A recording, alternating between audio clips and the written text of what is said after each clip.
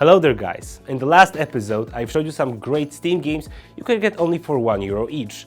And while the price has nothing to do with the game being good or bad, there are a lot of shitty titles on Steam. And here, today, a follow-up to our previous video, a list of top 10 crappy games on Steam for €1. Brace yourselves.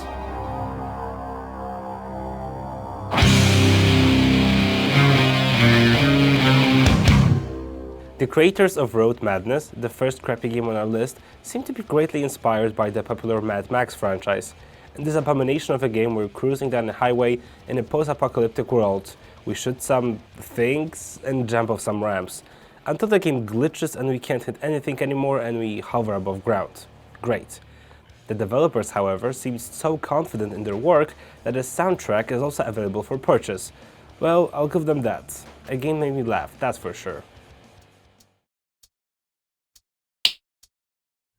Collectible card games and all games with the word tabletop in the title are making a comeback recently, so releasing digital versions of them seems like a good business decision, according to main developers. Trees of Chaos is based on an older game of the same title, but carries no resemblance to the source material and its quality whatsoever. The interface is ugly, the graphics are bad, and the gangsters we recruit are hideous creatures that under no circumstance should have seen the light of day. So if you're trying to lose weight and maybe some hair in the process, just look at the game for a while and you won't have an appetite anymore. Zombie Apocalypse: Escape the Undead City will probably win an award for the most inspired and original game title ever. The premise is quite interesting, to be honest, as the game combines a House of the Dead clone with some puzzles and hidden object elements. However, with all of those elements, it steeps to an unthinkable low. It's just so simplistic and boring, and the zombies themselves, they just appear out of nowhere. It's kind of funny to see them walk up to you and explode with the finesse seen in bad 80s movies with practical effects. I believe camp and low budget are the perfect terms to describe this horrible turd.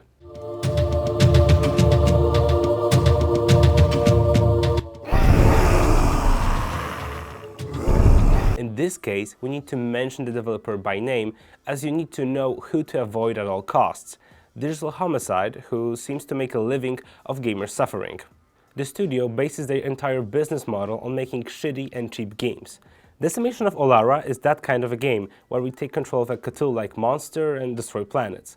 Like any other game from the developer, it's very annoying to even play, the graphics and the reused assets makes you want to puke, and the sounds are just terrible. I wouldn't want to play it anymore, even if I had to. This one is the worst type of a crap game, a shameless clone of a popular title. Robot vs. Bird Zombies is an Angry Birds clone, and if you thought those are only littered across the Play Store, well, think twice. The game is so bad in its design that it can be sometimes unplayable, and beating the first level took us a couple of minutes because it was so darn hard to get the results we wanted. In the era of sometimes agonizing difficulty levels being embraced by gamers, like in, for example, Darkest Dungeon or the Soul series, we dare you to beat even a couple of levels.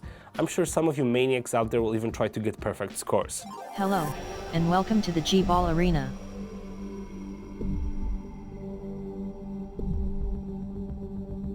To call Gebo a Rocket League clone is like calling the 2000 D&D movie a Lord of the Rings clone. It's just insulting. Gebo tries to make it big in the futuristic sports subgenre and certainly had a lot going for it. The game was founded by the Canadian government with some help from NASA, and that looks certainly like something NASA would do, right? In this game we play a fictional sport in zero gravity, but well, the servers are a ghost town, so we don't know what it's like.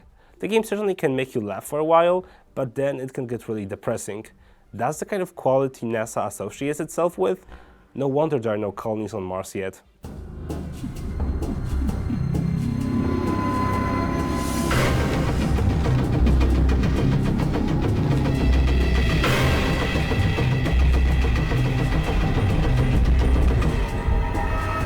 The next game on our list is The Return Home, in which we play as a bunny on a quest to get back his carrots and get revenge on some evil reptiles. And that's it, I guess. The game is pretty disturbing with its music and the story seemed to go somewhere, but we couldn't get past gathering the carrots. Why would someone make such a thing? Just listening to the music for more than 5 minutes gives you a headache. And the graphics, oh my god, it's just terrible.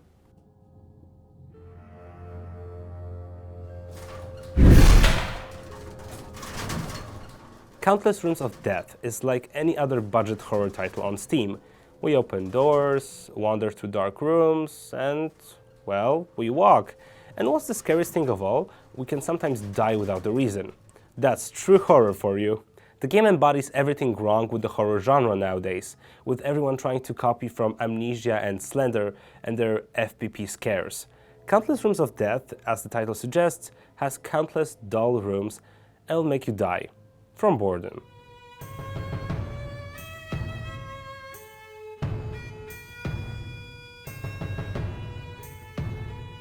Kitchen Simulation 2015.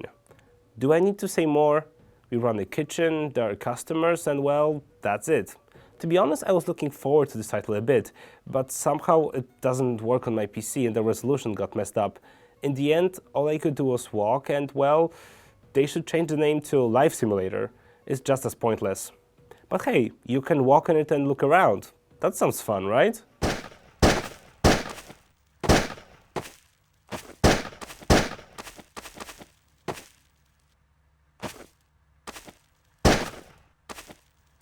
The District, Uncrowded, and Pixel Day Gun Z are the next level of bad games.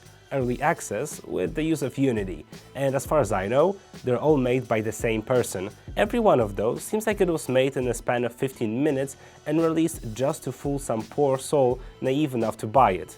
The games have literally no features, barely any gameplay, and look like a preschooler's computer science project.